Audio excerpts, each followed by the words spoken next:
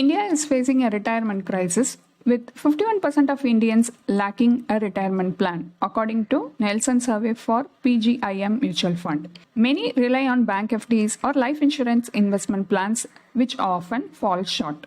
For building a retirement fund, two popular options are the National Pension Scheme (NPS) and systematic investment plans (SIPs) in mutual funds. But which is right for you? In this video, let us explore both to help you decide. Welcome to holisticinvestment.in. First, let us look at National Pension Scheme. Introduced in 2004, the National Pension Scheme was initially for government employees only. The good news is that it opened up for to everyone in the year 2009.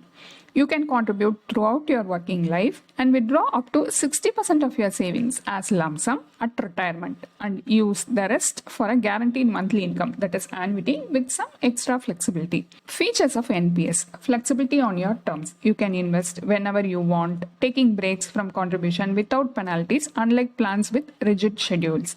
Lower risk, lower returns. NPS focuses on stability with a cap of 75% investment in stocks. This means less volatility but potentially lower growth compared to high-risk options. Tailored choices.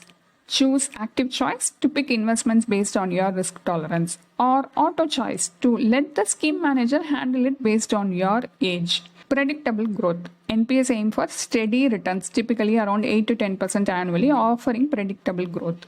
Limited early access. Withdrawals before retirement are restricted. You can withdraw a maximum of 25% for specific reason, medical bills, education, etc., but only 3 times with a 5-year gap between each withdrawal. Now let us see how this compares to mutual fund SIPs. Mutual fund SIP, the disciplined investor's choice. A systematic investment plan (SIP) involves regularly investing in mutual funds, helping you build the habit of consistent saving. You choose a fund managed by professionals and contribute a fixed amount at set intervals. This disciplined approach offers several benefits. Next, features of mutual fund SIP.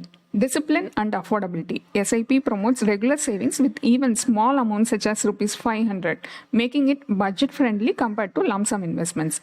Compounding magic. SIP takes advantage of compounding, where your returns generate additional returns, growing your retirement corpus significantly over time. Rupee cost averaging. SIP helps balance out the cost per unit over time by buying more units when prices are low and fewer when prices are high, mitigating market volatility. Higher returns, that is potential higher returns.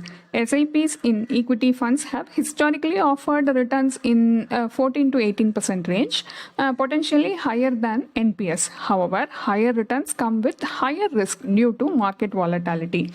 Flexible choices. SIP provides various options: equity funds for growth, debt funds for stability, and hybrid funds for a mix. Customize your investment to match your risk tolerance and retirement goals. Easy and convenient. Setting up an SIP is simple. Link your bank account, automate contribution, and enjoy seamless investments. Most mutual funds except ELSs allow easy withdrawals if needed. Once you have built a substantial retirement corpus, you can switch to Systematic Withdrawal Plan (SWP) to generate a regular income stream. SIP enables disciplined investing, potential wealth growth, and flexibility in managing your investments. Now, let us compare SIP with NPS. NPS versus equity mutual funds, a detailed comparison. Both the National Pension Scheme and equity mutual funds aim to build long-term wealth. But which one suits you better? Your financial goals, risk tolerance, investment horizon, preferences, and tax benefits all play a role in this decision. Each point has its pros and cons. Let's dive in. NPS versus equity mutual fund. Purpose. NPS, focus on retirement, providing a steady income stream after retirement. Equity mutual funds, versatile, targeting various goals from retirement savings to short-term goals like a down payment on a house, with options for both short-term and long-term investment. NPS versus equity mutual fund. Investment choices. NPS offer a mix of asset classes like stocks, bond, government securities. Choose your own mix, either that is active choice, or opt for age-based allocation, that is auto choice. Stock investments are limited to the top 200 companies. Equity mutual funds invest in a wider range of assets, including stocks, arbitrage strategies, and debt. Must invest at least 65% in stocks with option for passively or actively managed funds across various sectors and company sizes. NPS versus equity mutual fund, security and volatility. NPS balances investment across different asset classes for reduced volatility, offering a smoother investment experience. Equity mutual fund primarily invest in stocks, which can be more volatile with higher potential highs and lows, suitable for those comfortable with market fluctuation. NPS versus equity mutual fund, lock-in period and liquidity. NPS, long-term focus with limited liquidity. Partial withdrawals are allowed under specific condition, but the corpus is generally locked until retirement. Equity mutual funds generally offer superior liquidity. Most funds allow easy access to funds after a specified holding period, except for ELSS fund, which have a 3-year lock-in period. NPS versus equity mutual fund regulation. NPS regulated by the Pension Fund Regulatory and Development Authority (PFRDA). Mutual funds regulated by the Securities and Exchange Board of India (SEBI). Both regulators ensure smooth operation and investors protection. NPS versus equity mutual fund, change of fund manager.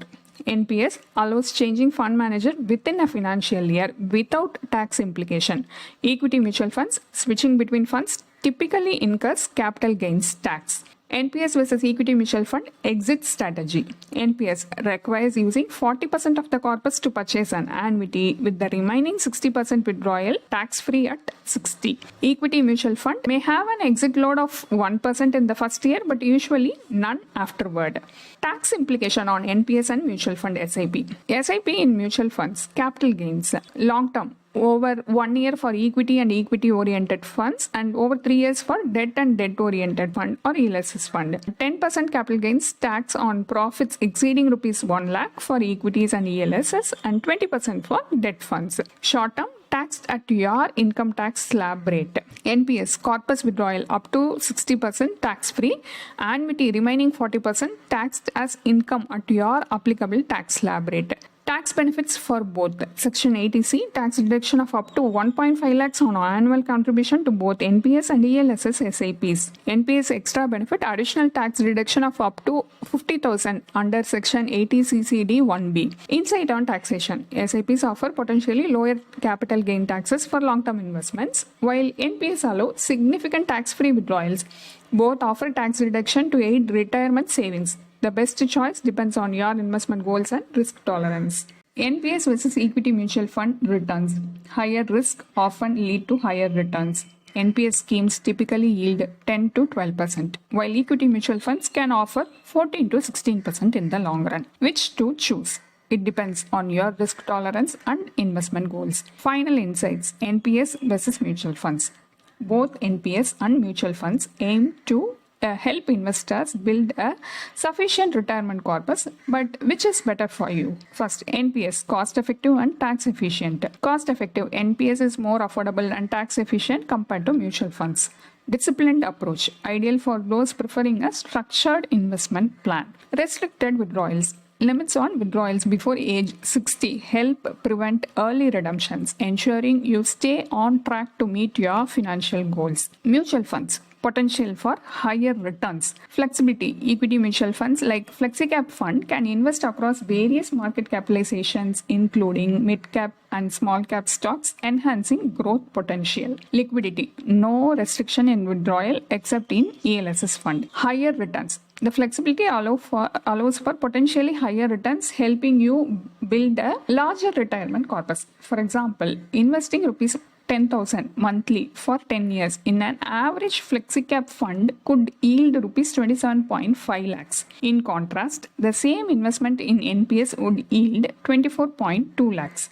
NPS 75% equity cap limits potential gains. Which options suits your retirement goals? When planning for retirement, mutual funds often outshine NPS due to their flexibility and higher return potential. However, NPS cost-effective and a disciplined approach make it a strong contender for those seeking stability and tax benefits. Consider your financial goals and risk tolerance to choose the best option for your retirement plans. A detailed blog post on this topic is available in our website and the link is given in the description.